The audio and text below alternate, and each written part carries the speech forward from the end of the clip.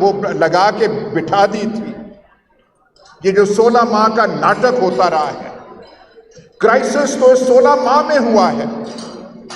ہمارے کوئی حالات پہلے اتنے اچھے نہیں تھے، پہلے کوئی ہماری معاشی حالت اتنی سنہری حالت میں نہیں تھی.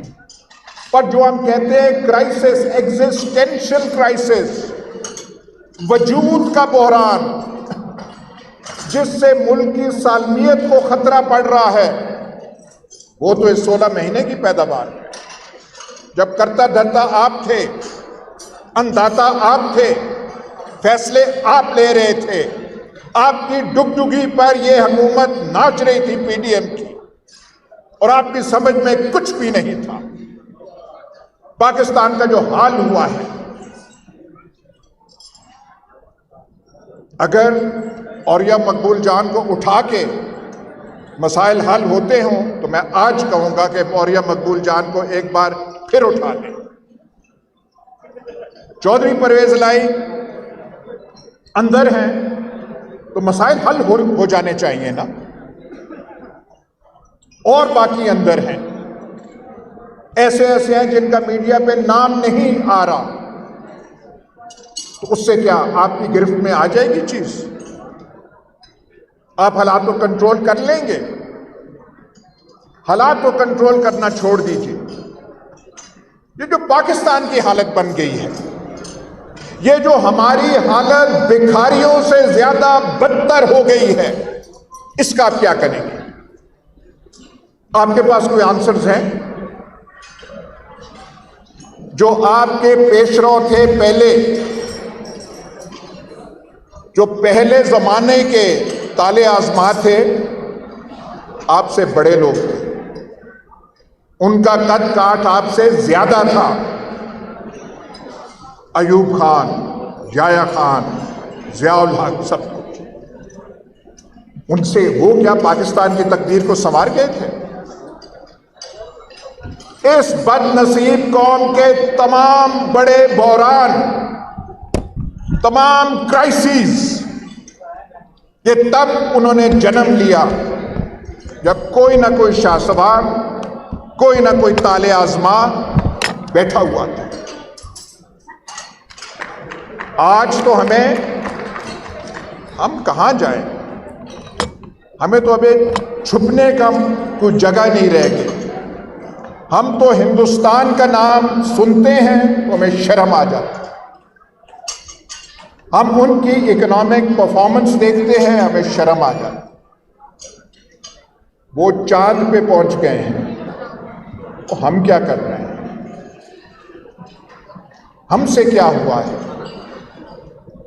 65 تک ہم یہ کہا کرتے تھے ایک مسلمان 10 ہندوؤں کے برابر ہے، اور یہ ہماری جنگی کارکردگی کی ایک بنیاد ہے. وہ کہاں زمانے گئے؟ وہ 65 کہاں گئے اور آج کی حالت کیا ہے؟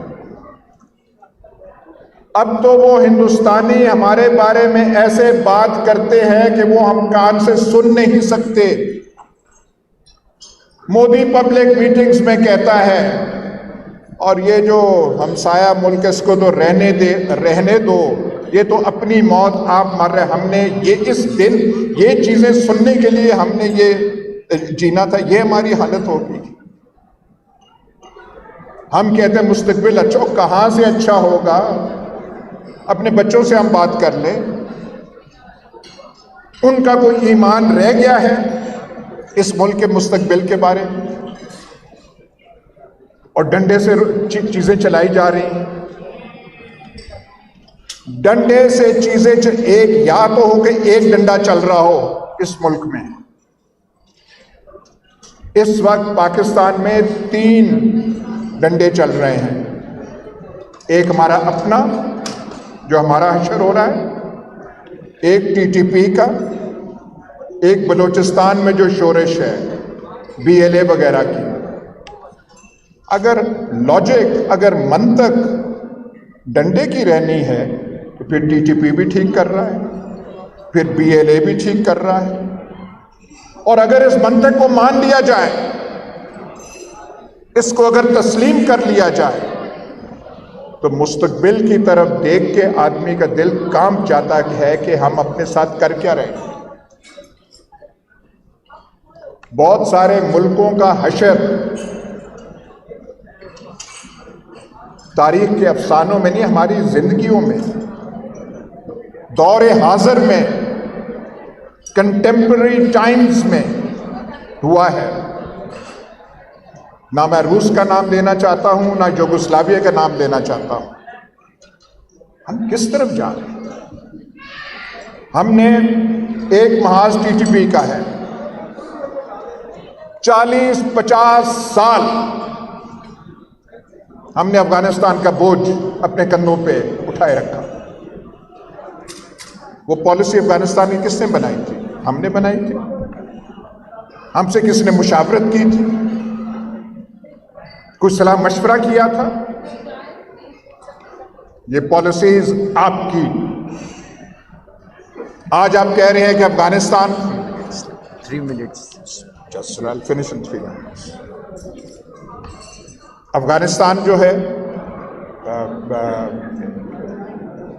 کہ افغانستان ہمارے ساتھ یہ کر رہا ہے، تو یہ ساری چیزیں جو ہیں سوچنے کی ہیں۔ ہم کہتے ہیں، سارے کہتے ہیں، یہاں پہ ہر ایک نے کہا الیکشن ہونے چاہیے، الیکشن ہونے چاہیے۔ پاکستان کی تاریخ میں کسی تالے آزما نے لوگوں کے کہنے پہ الیکشن نہیں کرائے، نہ ایوب نے، نہ کسی نے۔ کرائسس ہوا، بحران ہوا، امپلوژن ہوا، پھر الیکشن کی طرف گئے۔ تو کیا ہم اس کسی امپلوژن کے انتظار میں ہیں کہ پھر کوئی الیکشن ہو؟ لیکن یہ وقت مشکل ہے، اس کے لیے کوئی جادو کی چابی کسی کے پاس نہیں ہے۔ میرا خیال ہے یہ آزمائش کا وقت پاکستانی قوم پہ آیا ہوا ہے، اور یہ ہم پہ منحصر ہے کہ ہم کتنی خندہ پیشانی سے اس وقت کو انڈیور کرتے ہیں، اور یہ امید اپنے دلوں میں تازہ رکھتے ہیں کہ حالات جتنے بھی خراب ہوں، جتنا بھی ہمارے ساتھ ایکسپیریمنٹ کیے جائیں، بہتری کا دن کوئی نہ کوئی آئے گا۔ کچھ تو امید کے لیے ہمیں ہونی چاہیے جس کے سہارے ہم جیتے رہیں۔